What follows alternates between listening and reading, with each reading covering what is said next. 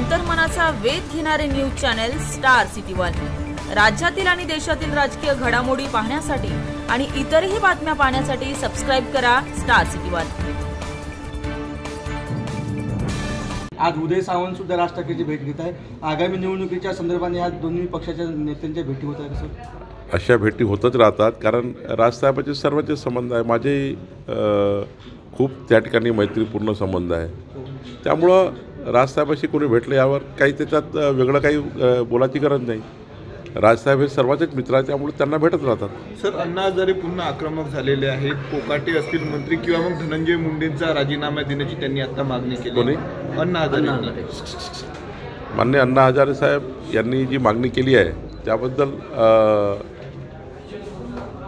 आपलं सरकार जे आहे, माननीय देवेंद्रजी किंवा जे त्यांचं काही म्हणणं आहे ते ऐकून घेतील आणि निर्णय करतील। सर, अनेकदा चर्चा येते की महायुतीमध्ये एकनाथ शिंदे नाराज आहे, परंतु काल नागपुरात असताना त्यांनी असं वक्तव्य केलं की एकनाथ शिंदेंना हलक्यात घेऊ नका, आणि पुढे जाऊन असंही ते म्हणाले की एकनाथ शिंदे आणि फडणवीसांचा फेविकॉलसारखा मजबूत जोड आहे, तुटेगा नाही। एकनाथ शिंदेजी हे अत्यंत प्रगल्भ आणि महाराष्ट्रामधल्या युतीमधल्या महत्त्वाचे घटक आहेत। मुख्यमंत्री म्हणून त्यांनी प्रचंड चांगलं काम महाराष्ट्रात केलं आहे आणि आताही उपमुख्यमंत्री म्हणून आणि महत्त्वाचे मंत्रालय त्यांच्याकडे आहे।